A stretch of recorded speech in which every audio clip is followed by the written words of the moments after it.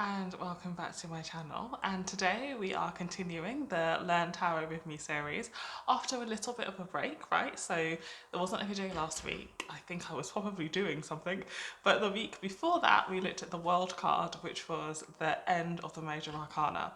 And so today we are beginning our deep dive one by one into the Minor Arcana. And I've decided to start with the Ace of Cups. So it's interesting, right? There are four suits in the tarot. We have the cups, the swords, the pentacles, and the wands.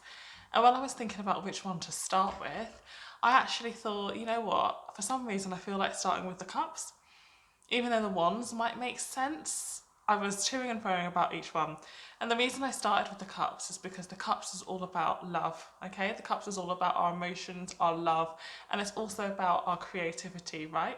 It's about that side of us that's in flow. It's about that side of us that gives birth. It's very much the feminine part of us also in terms of being the receptor, okay? If you think of a cup, which this Ace of Cups shows perfectly, a cup is that kind of open vessel, and the cup is traditionally seen as being in line with the female feminine essence, right? So I thought, okay, if you think about that feminine essence, if you think about giving birth to like a child, then it makes sense to start with the cups, okay? Because it's that first thing, it's that first inception, it's that first, okay, breathing life into the world. But I did to and fro between the wands and the cups because I do think they work really well together. And after we look at the cups, we're going to look at the wands, I think. So, the Suit of Cups in Tarot, as I said before, is about our emotions, right? It's about our creativity. It's about love as well. And what I'm going to do over the next little while is go through each card of the cups. So each week we're going to go through each card of the cups, okay? And so the first card of the cups is the Ace of Cups. So very much like a traditional set of playing cards, the tarot kind of has different cards that go up in numerological order. So the ace, much like in a normal deck of cards, is almost like the one. Okay, so the Ace of Cups, you can see here, there's a hand outstretched and they're holding a cup. And there's also kind of like a dove, I think, kind of sat on top of it. And you can see that this cup is overflowing and that there's water here at the bottom. So all of this water is really, again, kind of talking to us of our emotions, right? It's talking to us of that dreamy quality that our emotions can sometimes be, right? They go up and they go down, right? This cup is speaking to that feminine essence, which I mentioned before, and the fact that it's runneth over is so telling in this card because it talks about a love that runneth over, okay? And so the Ace of Cups is very much about self-love to begin with, okay? Especially as we don't see anybody else in this card yet. The Ace of Cups is almost an invitation to love. It's an invitation to love yourself first and foremost. And then yes, sometimes in a reading this will come up when new love is being offered, right? It's that invitation to new love. It's that invitation to join with another person and love them, which we see in the Two of Cups, which we'll look at next week, okay? So very much I feel as though this is an invitation to love, right?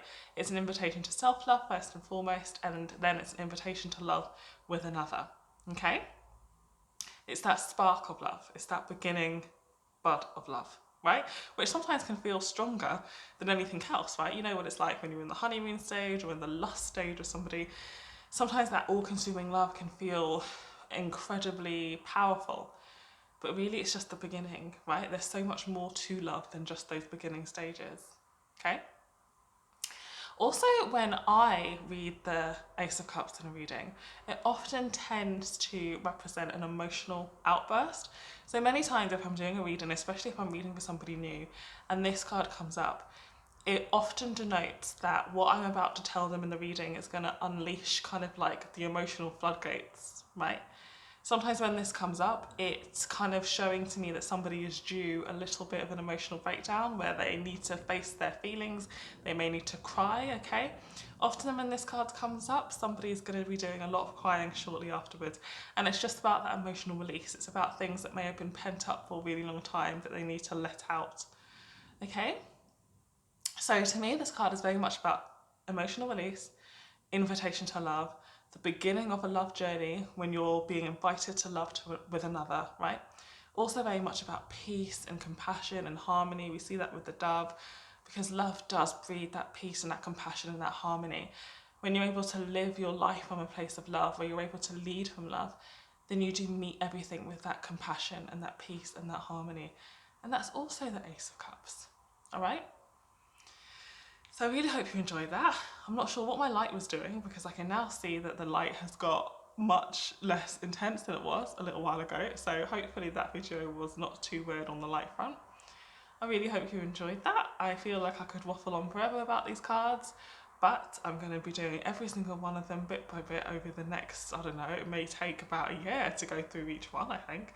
So it's going to be a nice long ride and a nice long deep dive, and all you have to do is show up for each one. All right, take care, lots of love.